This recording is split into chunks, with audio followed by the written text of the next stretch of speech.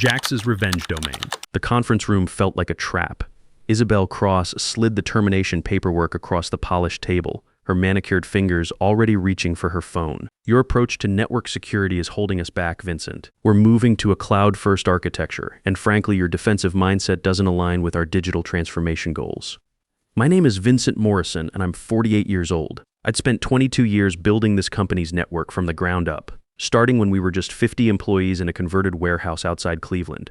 Back then, I was fresh out of my Navy IT stint, still carrying the discipline that 6 years of service had burned into me. The company had grown to 2,000 people across 12 locations, and every bit of data flowing through our systems passed through security protocols I designed, tested, and refined over 2 decades.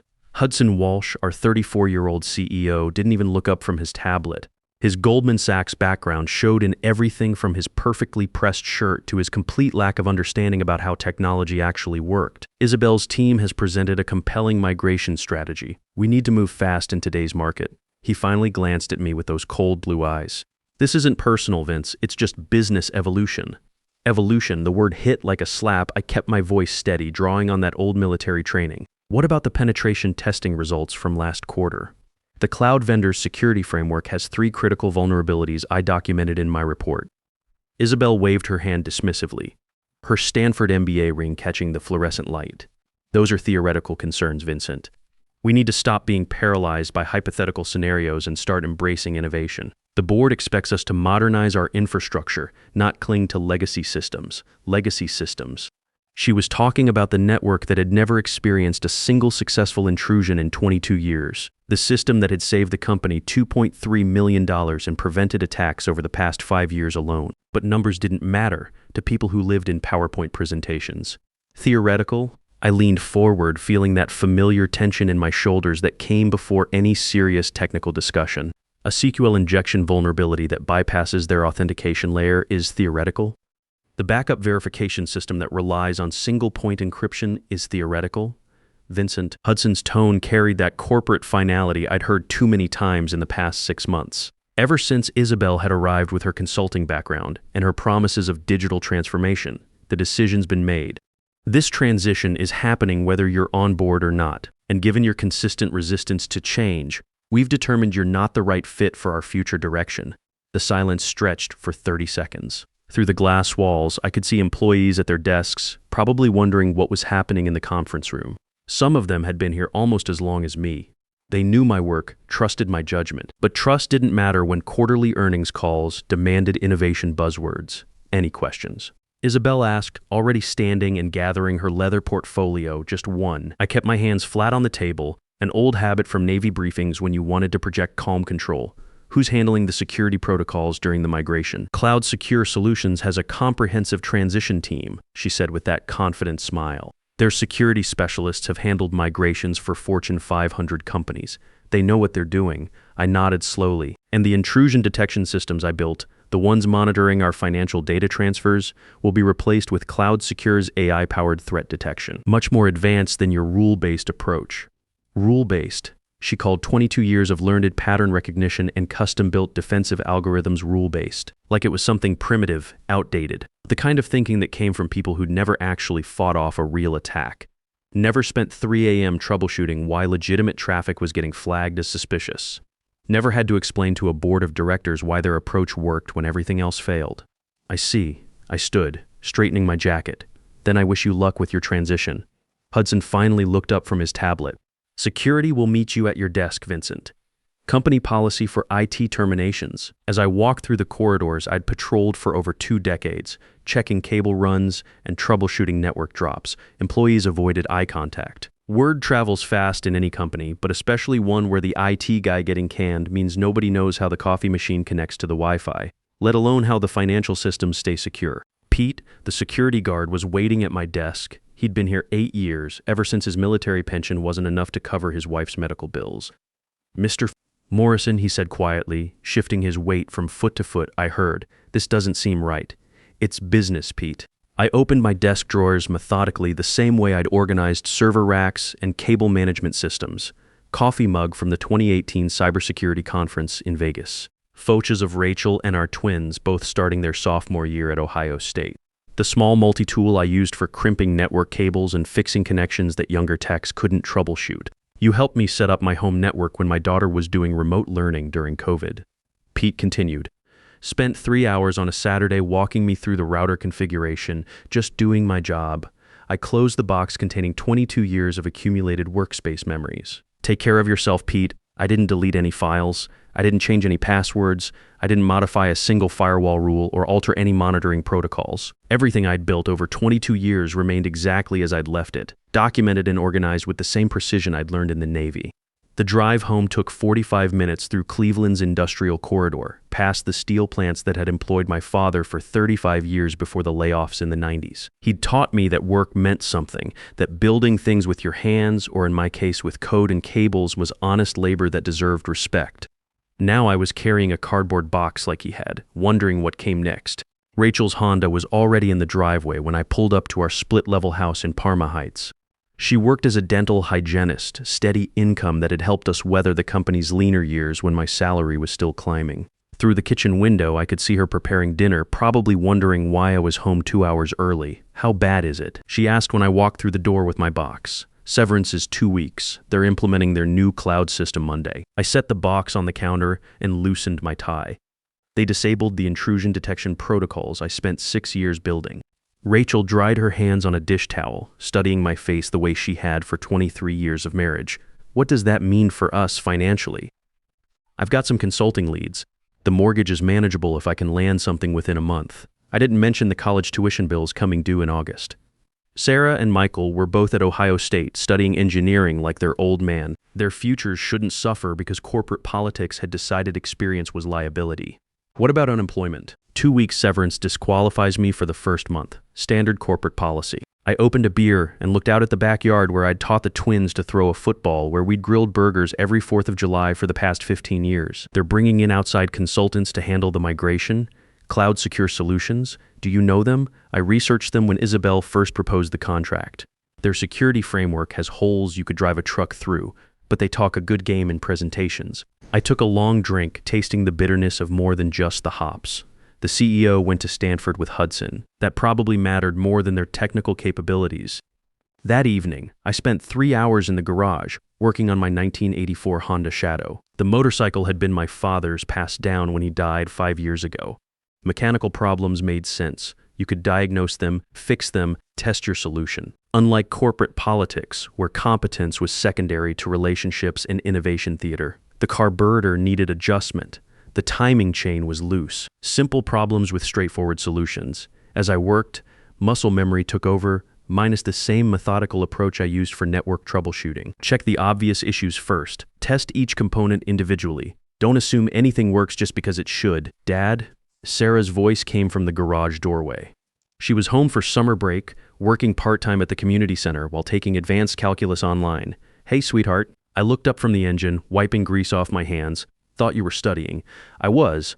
Mom told me about work. She stepped closer, avoiding the oil stains on the concrete floor. Are we going to be okay? The question hit harder than Isabel's corporate speak. At 20, Sarah had her mother's practical streak and my technical curiosity. She'd chosen electrical engineering, wanting to design renewable energy systems. Her future shouldn't be limited by my career setbacks. We're going to be fine, I said, meaning it. I've been doing this work for 22 years. Companies always need experienced people, even if they don't always realize it right away. What if they don't? Then I'll start my own consulting practice, help smaller companies who can't afford the big firms but still need real security. The idea had been forming in the back of my mind during the drive home. Your old man knows a few things about keeping networks safe. She smiled, some of the worry leaving her face. Will you teach me some of the security stuff this summer? I'm taking a cybersecurity elective in the fall. Absolutely. We'll start with network fundamentals. How data packets move through systems, what makes them vulnerable, how to build defenses that actually work instead of just looking impressive in presentations. After Sarah went back inside, I returned to the motorcycle. The engine turned over clean and smooth when I finished the adjustments. Some things were built to last, designed with redundancy and careful engineering rather than flashy innovation. Maybe that was old-fashioned thinking in today's market, but it worked. Sunday morning, I checked my home network monitoring system out of habit. The company's external IP ranges were still in my scanner from legitimate consulting work I'd done for their Cleveland branch office 3 months ago. Not illegal to ping public addresses, just professional curiosity about systems I'd helped design. The network traffic looked normal, slightly higher than usual weekend activity, probably from the cloud secure team running final tests before Monday's migration. Their implementation schedule was aggressive, minus 48 hours to transition 22 years of custom security architecture to their standardized platform. In the Navy, we had a saying, slow is smooth, smooth is fast. Rushing critical procedures led to mistakes, and mistakes in security meant vulnerabilities. But corporate timelines didn't allow for careful transitions. Quarterly earnings calls demanded visible progress, not invisible protection. I spent the afternoon documenting my home lab setup, creating tutorials for Sarah's cybersecurity studies, basic packet analysis, firewall configuration, intrusion detection principles. The fundamentals that never changed, regardless of which vendor was selling the latest threat management solution. As evening approached, I found myself checking the company's network status more frequently. Old habits from 22 years of being responsible for systems that people depended on. The weekend traffic patterns showed Cloud Secure's preparation work, database migrations, security protocol updates, authentication system modifications. By Sunday night, they disabled most of my custom monitoring systems in preparation for their platform deployment. The network was running naked, protected only by their standardized security templates. In 12 hours, those templates would be the only thing standing between the company's data and whatever threats were scanning for new vulnerabilities. I closed my laptop and headed inside. Rachel was reading in bed, her dental journals spread across the comforter. "You've been checking their systems all day," she said without looking up. "Just curious about their approach, you're worried." I was. But there was nothing I could do about it now. It's not my network anymore. At 2:47 a.m. Monday morning, my phone exploded with alerts. Network monitoring software I'd installed on my home system for personal projects had detected massive packet drops from the company's external IP ranges, the kind of traffic pattern that meant either catastrophic hardware failure or coordinated attack. I sat up in bed, Rachel stirring beside me as the phone continued buzzing with notifications. The network traffic graphs on my screen looked like a heart attack, normal patterns suddenly spiking into chaos, then dropping to near zero as systems went offline. "Vince?" Rachel's voice was thick with sleep. "What's wrong?" "Company's network is getting hammered." I was already pulling on jeans and a t-shirt. "This isn't just their migration going wrong. This is a full-scale assault." The first call came at 3:52 a.m. Hudson's voice was tight with barely controlled panic. "Vince, we've got a situation. Someone's locked us out of our own systems. What's your current status?" I was already at my home computer, pulling up network monitoring tools and scanning tools I'd used for legitimate penetration testing. Everything's down. Customer portal, internal email, financial systems, even the phones. Isabel tried calling Cloud Secure's emergency line, but they're routing us through 3 different support levels. Nobody knows what's happening. I pulled up the company's public-facing servers running basic connectivity tests. The responses painted a picture I'd seen before, but never at this scale. "Hudson, this isn't just a denial of service attack. They're using the traffic flood as cover for something much worse." "What do you mean?" "Check your customer payment database. Check it now." The silence stretched for 45 seconds while Hudson presumably ran to another computer or called someone else. When he came back, his voice was hollow. "It's gone. The entire customer financial database, payment histories, credit card tokens, bank routing numbers, all of it." "How much data?" 180,000 customer records. Everything we've collected in the past 5 years. Hudson's breathing was rapid now, the kind of hyperventilation that happened when executives realized they were looking at career-ending disasters. "Vince, we need you here, whatever it takes." I looked at Rachel, who was sitting up in bed, fully awake now. She nodded slightly. We both knew what this meant, the financial pressure, the college payments, the uncertainty of the past 3 days suddenly shifting into something else. Leverage. "My consulting rate is $400 an hour, minimum 12-hour engagement, paid up front. Done. Just get here." The office at 4:30 a.m. felt like a crime scene. Emergency lighting cast harsh shadows across the usually bustling workspace. Hudson met me in the lobby, his normally perfect appearance disheveled. His shirt was wrinkled, his tie loose, and his carefully styled hair looked like he'd been running his hands through it for hours. "How many people know about this?" I asked as we walked toward the server room. "Just the executive team and 2 people from Cloud Secure. We haven't notified customers yet." "You need to start preparing those notifications. GDPR requires disclosure within 72 hours. Most state laws are even stricter." We reached the server room where Isabel stood with 2 technicians from Cloud Secure, all looking like they'd been slapped awake with cold reality. Status report, I said, not bothering with pleasantries. The younger cloud-secure tech, who couldn't have been older than 27, started rattling off technical jargon. We've implemented distributed load balancing with auto-scaling microservices to handle the traffic surge, and we're running advanced AI-powered threat detection across all ingress points. English. I sat down at the main console, fingers automatically finding the keyboard shortcuts I'd been using for 2 decades. How much customer data is compromised, and how did they get it? Isabel stepped forward, her usual confidence replaced by barely contained panic. We're still assessing the scope, but our immediate priority is getting systems back online for business continuity. Wrong priority. I pulled up what remained of the network logs, scanning through 6 hours of attack traffic. The patterns were sophisticated, clearly planned, and executed with knowledge of our specific infrastructure. Your immediate priority is figuring out how attackers knew exactly which systems you'd be migrating and when. The attack signature was textbook advanced persistent threat, multiple entry vectors, patient reconnaissance, targeted exploitation of newly installed systems. But the timing was too precise to be coincidental. Someone had provided detailed intelligence about vulnerabilities that would only exist during the narrow migration window. They mapped our entire network architecture before striking, I continued, scrolling through intrusion attempts from the past 72 hours. Look at these probe attempts. They're testing specific ports and services that were only exposed after you disabled my monitoring systems Friday afternoon. Hudson leaned over my shoulder. What does that mean? It means someone with administrative access provided reconnaissance data. These attackers didn't need to discover our vulnerabilities. They already knew exactly where to hit and when our defenses would be weakest. The Cloud Secure senior technician, a woman in her early 40s named Patricia, spoke up. That's a serious accusation. Our security protocols are ISO 27001 certified. Your protocols assume the network you're protecting hasn't been surveilled by someone with legitimate administrative access. I pointed to specific log entries showing failed authentication attempts from internal IP ranges. These attempts are coming from inside your protected perimeter. Isabel's face had gone pale. That's impossible. Only a handful of people had access to the migration timeline and system specifications. Then we need to identify that handful and figure out which one has been talking to the wrong people. I turned back to the console, pulling up user access logs from the past 2 weeks. But first we need to contain this breach and assess the full damage. The next 8 hours blurred together. I worked systematically through the compromised systems, documenting the attack vectors, rebuilding authentication protocols, and implementing emergency containment measures.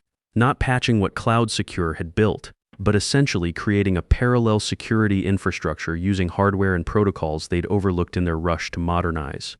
By noon, we had basic functionality restored. Customer data access was operational, but the damage assessment was devastating. 180,000 customer records compromised. Financial data stolen, proprietary client information copied, the kind of breach that destroyed companies and ended careers.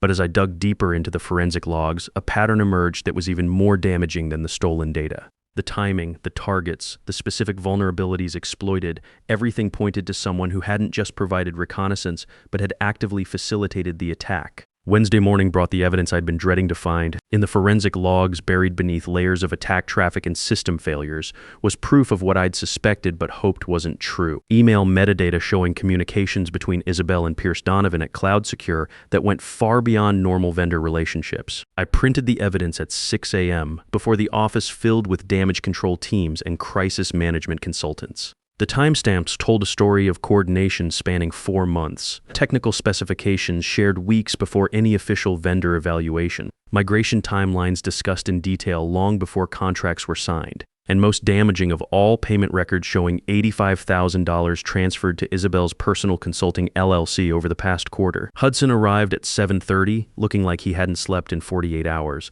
What's the latest assessment? The attack was an inside job. I handed him the printed evidence. Isabel's been feeding information to Cloud Secure for months, not just technical details, but strategic intelligence about when our defenses would be weakest. He read through the documents slowly, his face cycling through confusion, anger, and finally grim understanding. She orchestrated this, her own company. She provided the intelligence. Cloud Secure likely sold that information to the actual attackers, or the attackers are working directly with someone there. I pulled up the detailed forensic analysis on my screen. Look at these attack vectors. They didn't waste time probing for vulnerabilities. They knew exactly which systems would be exposed and when. Jesus. Hudson sank into a chair. The board meets in 2 hours for emergency session. What do I tell them? The truth that your digital transformation initiative was compromised from the beginning by someone taking kickbacks from the vendor, and that the resulting security breach could have been prevented if you'd listened to the person who actually understood your infrastructure. By 10 a.m., I was sitting in the same boardroom where I'd been dismissed 5 days earlier, but this time facing a very different audience. Maxwell Sterling, the 61-year-old board chairman, had flown in from Detroit overnight. The other board members looked like they'd aged years in the past 72 hours. Mr. Morrison, Sterling said, "Walk us through what happened and how we prevent it from happening again." I laid out the timeline methodically. The vulnerabilities I'd identified in CloudSecure's platform months ago, the warnings I documented about rushing the migration, the evidence of Isabel's financial relationship with the vendor, the coordinated attack that exploited precisely the weaknesses I'd predicted. When I finished, the room was silent except for the hum of the air conditioning and the distant sound of crisis management teams working in conference rooms down the hall. "What's our exposure?" asked board member Patricia Wells, a former banking executive who understood risk assessment. GDPR violations alone could cost $50 million. State privacy law penalties add another $20 million. Class action lawsuits are already being filed. We're looking at potential total damages of $150 million plus the cost of rebuilding our entire security infrastructure. Sterling leaned forward. What would proper security cost? To rebuild everything correctly, $8 million in hardware and software, plus 18 months of implementation. But that's if you want it done right this time, with proper redundancy and testing, and to lead that effort. I'd been thinking about this moment for 3 days ever since Hudson's panicked phone call. Chief Information Security Officer position. Reports directly to the board, not through IT management. Complete authority over security protocols, vendor relationships, and budget allocation. $220,000 base salary, equity participation, and guaranteed 5-year contract that security decisions can't be overridden without unanimous board approval. Sterling studied me. That's significant authority for someone who was terminated last week. It's appropriate authority for preventing another $150 million disaster. I opened my laptop and displayed the attack timeline. This happened because security was subordinated to business development and vendor relationships. If you want it fixed permanently, security needs to be independent and final. The board deliberated for 45 minutes while I waited in Hudson's office, watching the stock price continue its freefall on financial news websites. Down 31% since news of the breach leaked. Shareholder lawsuits were multiplying by the hour. When I was called back in, Sterling had a contract ready for signature.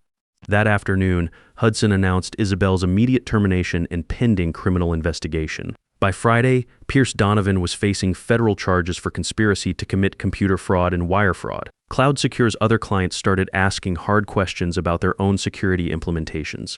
The next 6 months were a blur of congressional testimony, regulatory investigations, and system rebuilding. I hired a team of security engineers who understood that flashy innovations meant nothing if the fundamentals weren't solid. We built defenses that assumed attacks were inevitable and prepared for them accordingly. The new security infrastructure blocked 73 attempted intrusions in its first 90 days.